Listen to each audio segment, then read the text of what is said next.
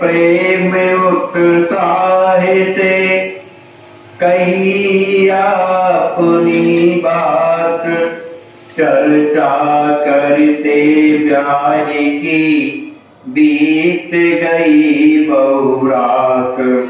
लीला एक और अति न्यारी रची समैया सुंदर प्यारी। एक मंडली होड़ी आई परिचित पात्र रहे गुरु भाई। श्री आचार्य महाप्रभु पंडित जी सभी कोई कहा करते थे। पंडित जी अपनी माता जी के पास बैठ करके चर्चा कर रहे थे कि माता जी प्रतिवर्ष हम लोग समैया अपने घर में किया करेंगे, इसलिए उसकी तैयारी हो। माता जी को संकोच होता था कि समैया तो वो भी चाहती थी वो, लेकिन जिसमें हो वो तो अपने पास नहीं। तो बताया पंडित जी ने कि बाकी जो परसवाही के जो पंडित जी हैं उन्होंने कहा कि हम सब कुछ देने के लिए तैयार हैं, जो वस्त्र वगैरह हैं आप किसी तरह से करिए और भी जो हमसे बनेगा हम करेंगे। इस बात को रात भर सोचते हुए जो तीनों प्राणी जागते रहे, उन्हें नींद नहीं आई।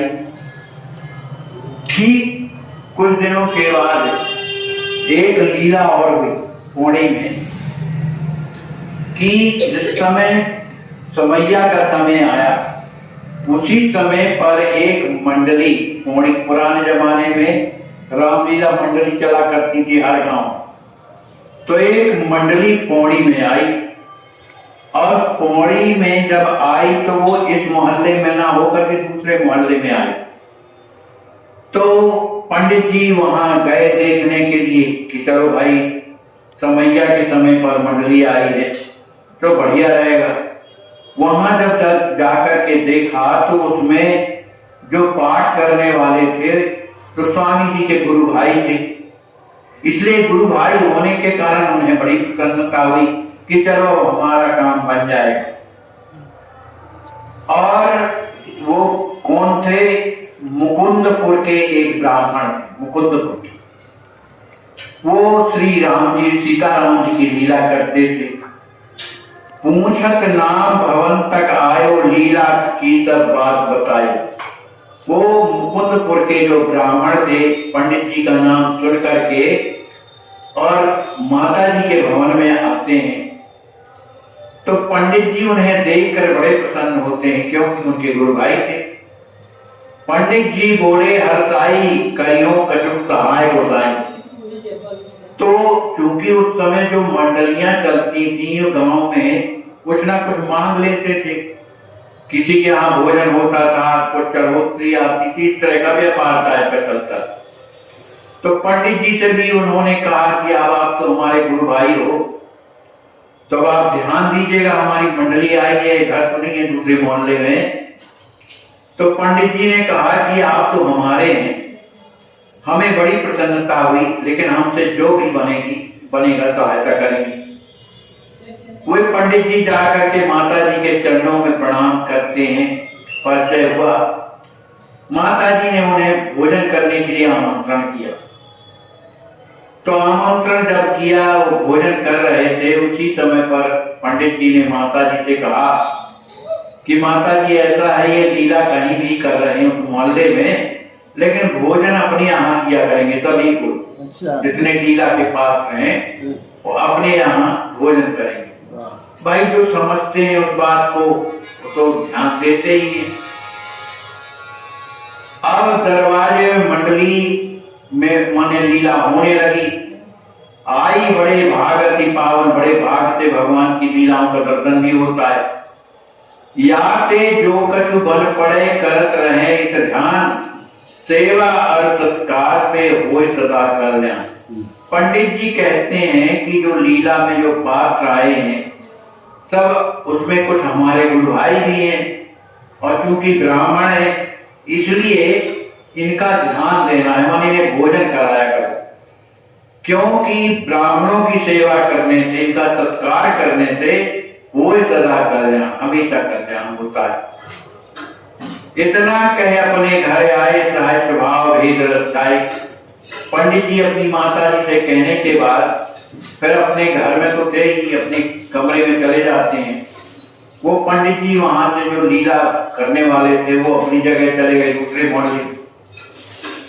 अब हुआ क्या कि लीला हुई, एक समैये टाइप की लीला हुई कि वहां के लोग करने से पास कराई गए, तो वहां पर समैया, तो समैया होने के बाद जब उनकी विदा हो गई पंडित जी लोगों की, तो जिन्होंने वो लीला करवाई थी उस मोहल्ले के कोई पंडित जी थे, उनका नाम नहीं है, तो जिन्होंने वो लीला करवाई थी तो वे माता जी के पास आते हैं अकेले, कहते हैं देखो माता जी हमने लीला कराई, समैया तो आप ही की थी, इसलिए जो है हमारी बात पंडित जी से हो गई थी कि जो लीला में खर्च आएगा, माने यहाँ झूठ बोल रहे हैं, जो खर्च आएगा उसको हम देंगे।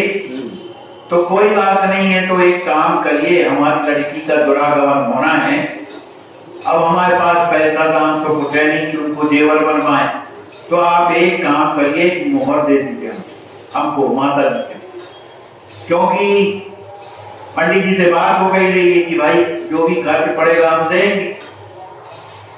तो किसी तरह से आप जो ये मोहर है उसे हमें उधार दे दो, और लड़की जब ससुराल से आ जाएगी तब मोहर हम लौटा देंगे, और किसी तरह से फिर उसको बनवा देंगे। तो अब उसके हृदय में तो कपट था, तो माता जी ने सहज भाव से कि चलो भाई लड़की की विदा कर रहा है, ये दुरागमन पहले 4-5 साल में होते, उन्होंने एक बढ़िया मोहर दे दिया।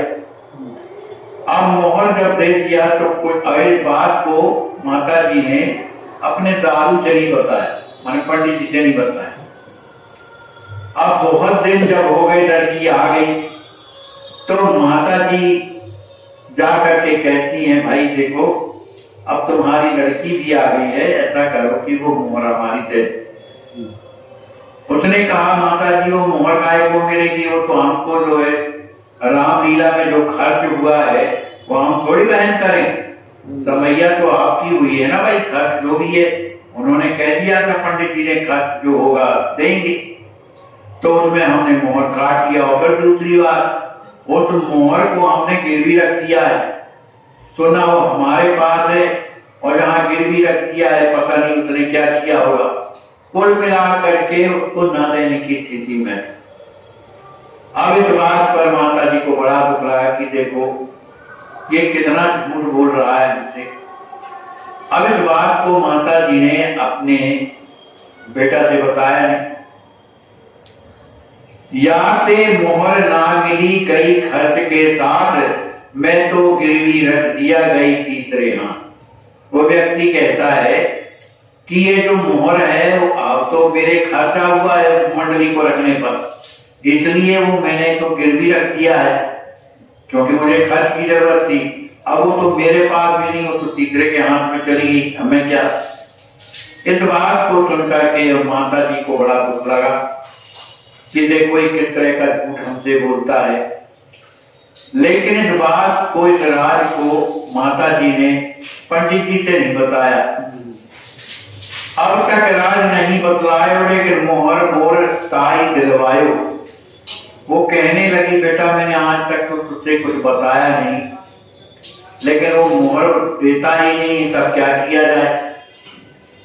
तो माता जी की बात को सुनकर के पंडित जी कहने लगे, माता जी के चरणों में प्रणाम करके बोले लाल चरण तिरनाई, ये सब बात झूठ है भाई।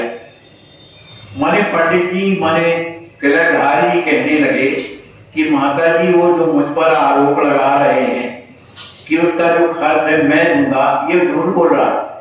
मेरी उनसे बात कुछ नहीं, मैंने ये कहा था कि भाई आपके यहाँ जो लीला हो रही है उसमें जो पात्र हैं वो हमारे यहाँ भोजन करेंगे, तो वो करते रहे, बाकी मोहर और की कोई बात नहीं हुई, वो झूठ बोल रहा है।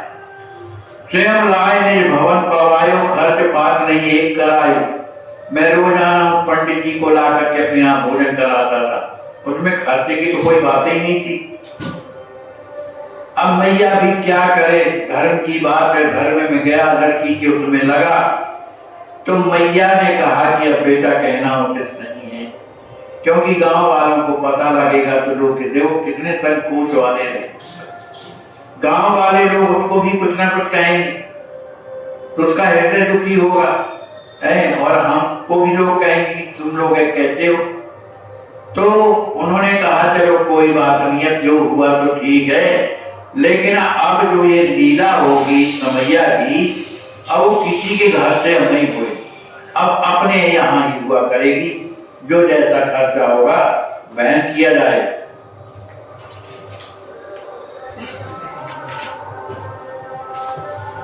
वंचक बुद्धि पड़ी तई भारी, एक एक अति विपत्ता में आई। उस पंडित जी के घर में एक न एक विपत्ति आने लगी, जिसने मुहर दबा लिया था। और वो इतना दुखी हो गया, इतना दुखी हो गया कि दिन प्रति भवन आय प्ररावे, सकल विभूत समूल न पाई। उसके घर में एक न एक विपत्ति प्राय डेरा डाले थी, और इतना परेशान हो गया कि जिसके पास संपत्ति की, जो वैभव था, वो सब मूल सहित नष्ट हो गया। मैया बोली एक दिन जब जैसी हो चाहे, अपने घर उत्सव करो जग में नाही निर्वाह। पंडित जी से बोली बेटा संसार में निर्वाह नहीं है, सब झूठे एक दूसरे को माने बरगलाने वाले हैं, कष्ट देने वाले हैं। अब चाहे जिस स्थिति में होगा, किशोरी जी का विवाह हम स्वयं अपने घर में ही करेंगे। आज्ञा रुख दोनों तक पाई, गए कुल खजरी त्रिनाई, सदाचार्य सकल समाजा, व्यापक करते सरकारा। दोनों की रुख माने माता जी की रुख और पंडित जी की रुख कि ठीक है, अगले वर्ष से हम अपने ही घर में करेंगे। ऐसा कह करके उसका समाधान करके पंडित जी चूंकि खजरी ताल में पढ़ाते थे, तो वहां पढ़ाने के लिए चले गए। बीच बीच में भगवान के और भी उत्सव होते थे, जैसे राम जी का जन्मोत्सव है ना, कहीं और भी किशोरी जी का उत्सव। तो इस तरह से स्वामी जी सब उत्सव अपने घर में मनाने लगे। सकल छात्र अभिभावक वृंदा आवक ले परम आनंदा। उनके जो पढ़ाने वाले जो लड़के थे, वे भी कुछ न कुछ मदद करते थे, सेवा करते थे, अर्थ से नहीं, सेवा शरीर से करते थे। और जब उत्सव मनाया जाता सबको आनंद होता था। खजरी ताल ध्वजा फहराई, आवक छात्र पढ़न हरसाई। छात्र पढ़ाने जो नहीं आवे, वेद संदेशा आप बोला। वो पंडित जी ऐसे थोड़ी थे, बालकों को बहुत ढंग से पढ़ाते थे, बहुत अच्छे ढंग से पढ़ाते हैं। इस बात की खबर चारों ओर फैल गई, ध्वजा फहराई कि बहुत बढ़िया पढ़ाते हैं पंडित जी। तब तो बहुत से छात्र आने लगे पढ़ने के लिए, और जो छात्र पढ़ने नहीं आता था, माने बदमाशी करता था, क्योंकि पंडित जी को लिखने के लिए कुछ देते थे कि कल ये लिख के लाना है, और नहीं लाओगे तो पिटाई लगेगी। तो जो नहीं आते थे तो लड़कों को भेज करके और उसको बुलवा लेते थे। एक दिवस एक छात्र स्वभावन, नई सलेट लगा दिखावन। अब छोटे छोटे तो लड़के, तो उनके पिताजी ने एक अच्छी सलेट जिसमें लिखा जाता है, बड़ी सुंदर, इतनी बढ़िया सुंदर थी, वो सब लड़कों को दिखाता था कि देखो ये हमारी सलेट कितनी अच्छी, तुम लोगों की नहीं है, सब ऐसा दुनिया वाला। तो दोपहर में भोजन करने के लिए छुट्टी हुआ करती थी 1 घंटे की, तो सब छात्र वहीं अगल बगल के तो थे, अपना घर गए, भोजन करने लगे। जब लौट करके आए तो उनकी सलेट ना मिली, और किसी लड़के ने चोरी कर लिया। पढ़न हेत आयो जबई चोरी लख घबरान, पूछा है तो समय के तदप न कियो भगवान। वो लड़का आया, उसने देखा हमारे तो सलेट का पता ही नहीं। लोगों से पूछ ले भैया तुम्हारे उसमें तो नहीं है, मैंने थैले में झोले में नहीं। सबने कहा भैया हम तो नहीं जानते, हम काहे को लेंगे तुम्हारे सलेट। अब वो तो बड़ा दुखी हो गया कि हमारे जैसे तरेट तो किसी की नहीं है, अब पिताजी हमको मारेंगे, ये वो दुनिया भर का। अब जब पंडित जी पढ़ाने के लिए आए तो सब लड़कों ने शिकायत किया कि गुरुजी इसकी आधी तरेट आई है किसी तरह से, और वो पता नहीं किसने चोरी कर दी। अब जब ये बात कही तो स्वामी जी ने सबके मुख की ओर एक बार निहारा। अब जब देखा तो उस लड़के के पास पहुंच गए जिसने तरेट चुराई थी, उसी के पास बैठ गए, कहने लगे देखो तरेट तो तुमने चुराई, इसलिए तुम निकाल करके दिखाओ, दो जल्दी। उन्होंने कहा नहीं गुरुजी हम नहीं कहते। सुनो, अच्छा ये वो जाओ रटिया में मेरा डंडा लाओ, और जहां डंडा का नाम लिया तो उसने बताया कि हाँ गुरुजी मैंने चुराया। और कहा तो कहाँ है, जहां खेत में मोगा नहीं होते हैं जहां से पानी निकलता, कहा मैंने फलाने खेत में मोगे में रख के आया। तो स्वामी जी ने भेजा तो रेट मिल गई। अब सब लड़कों को ये लगा कि ये पंडित जी सब जान जाते हैं भैया, देखो किसी से नहीं पूछा, जिसने चोरी की है उसी से बात किया है, तो चोरी नहीं करना, नहीं तो पकड़ लेंगे हमको, तो सब जानते। अब तो लड़के बिना कहे इतने अच्छे बन गए, उनका मतलब था कि हम घर में पढ़ाई न करेंगे तो पंडित जी जान जाएंगे, किसी की चोरी न करेंगे, चोरी करेंगे तो जान जाएंगे। और पहले नियम था कि घर से चलो तो अपने माँ बाप को प्रणाम करके चलो, तो कहीं माँ बाप को हमने प्रणाम न किया तो पंडित जी वहीं देख लेंगे। माने मारे डर के जितने उनके जो गड़बड़ काम करते थे लड़के सब ठीक हो गए कि अरे गुरुजी तो सब जानते। इस तरह से सब बालक जो है डरते रहते थे, कहते थे सब के सब बालक डरे रखत सदा ये ध्यान कि अंतर्यामी है यहाँ तुरंत करें पहचान। वो तो अंतर्यामी है, सब जान जाते। अब इसके बाद अति कठोर अति मृदुल स्वरूपा देखे सकल समय अनुरूपा। आचार्य महाप्रभु का जो स्वभाव था बड़ा कोमल था, लेकिन अगर कोई गलती करता है तो कठोर हो जाते रहे, क्योंकि ये गलती अभी बालकपन से करेगा, आगे चलकर और चोरी करेगा। इस कारण उनका हृदय कोमल था और कठोर भी था दोनों।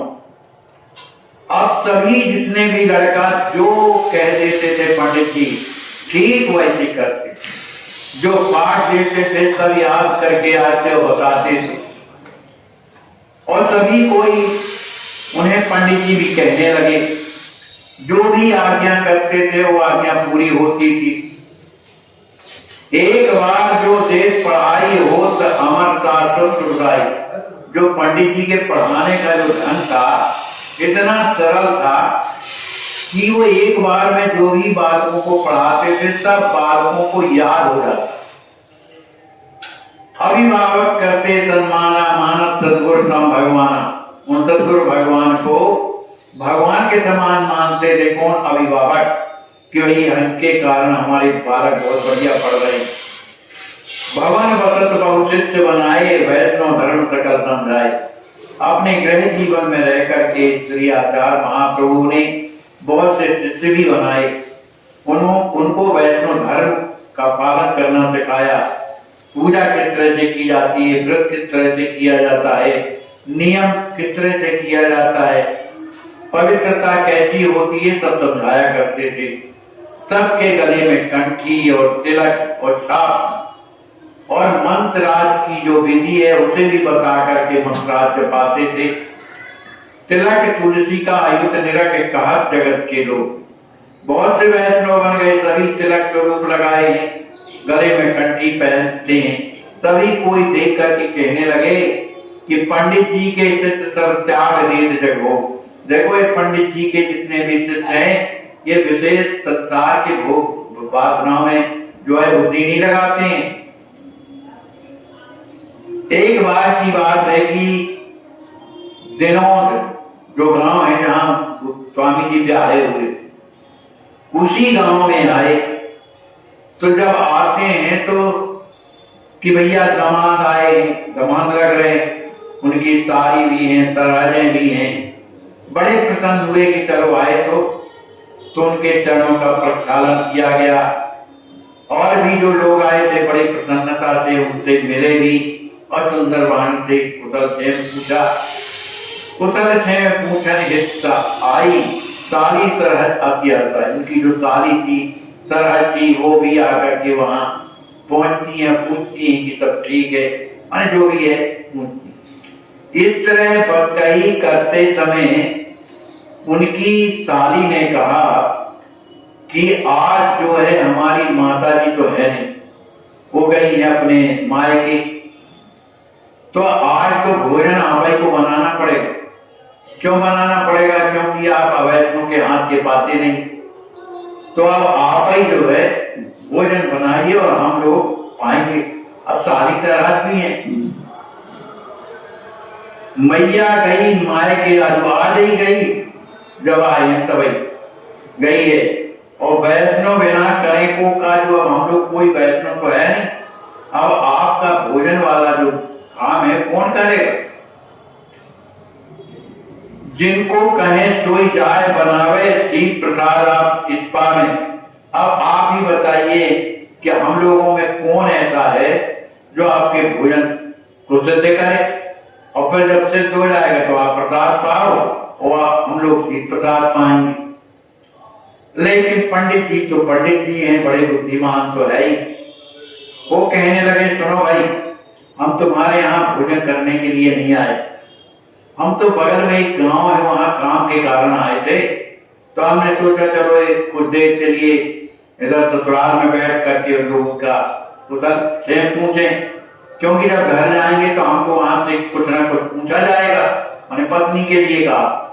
इसलिए हम लोग आए हैं, तुम लोगों को हम आए हैं तुम्हें देखने के लिए, इसलिए हम यहाँ रुकेंगे नहीं, समय नहीं है रुकन हित जाऊं अभी ग्रह। आज मैं अभी जो है घर जाना चाहता हूं, क्योंकि मेरे घर में मामा जी आए हुए हैं, वे भी मेरी प्रतीक्षा कर रहे हैं। तो जो सरहद थी बड़ी बुद्धिमान कि इनको हमारे हाथ का बहाना नहीं है, क्योंकि हम लोग अवैष्णव हैं, इसलिए सब बातें बना रहे। तो उसने सरहद ने कहा कि जब आप हमारे यहाँ आए हैं और आपकी ये ससुराल है, हम आपकी सरहद हैं, और बिना पाए आप यहाँ से कैसे चले जाएंगे भाई? अब रह गई कि भाई यहाँ कोई वैष्णव नहीं है, तो आप मुझे दीक्षा दीजिए, आप मुझे वैष्णव बनाइए, और वैष्णव बन जाऊंगी तब तो आप प्रसाद पाएंगे। तो पहले स्वामी जी ने सोचा कि ये ऐसे मजाक में आ गए, लेकिन वो सब ले आई सामान, नारियल वगैरह, पत्र वगैरह, तुलसी फूल, और सामने रख दिया, कहा आप देरी न करके मुझे वैष्णव बनाइए। तब स्वामी जी ने कहा इसकी तो हृदय से भावना है, चलो क्या फर्क पड़ता है, कोई जीव अगर भगवान की ओर जाता है, कल्याण होता है तो कर देना चाहिए। तो स्वामी जी ने विधवत को दीक्षा दी अपनी सरहद, और सरहद ने भी बड़ी प्रसन्नता से उन्हें गुरु रूप में वर्ण किया। दीक्षा लेने के बाद फिर हाथ जोड़ करके प्रणाम करके कहती है कि अब तुम्हें आपकी शिक्षा हो गई ना, वैष्णव हो गई ना? कहा इसमें कोई शक नहीं, आप भगवान की होगी। कहा तो अब मैं तो आपकी सेवा कर सकती हूँ भोजन प्रसाद की। स्वामी जी ने कहा अब आप सब कुछ कर सकती हैं। बड़ी प्रसन्नता के साथ उसने भोजन बनाया।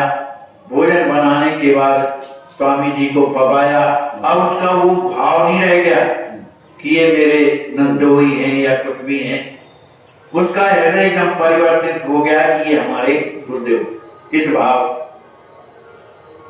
अब इधर जब पौड़ी आते हैं, पौड़ी आने के बाद उन्होंने सब बात बताई कि जो तुम्हारी तरह है हमारी शिक्षा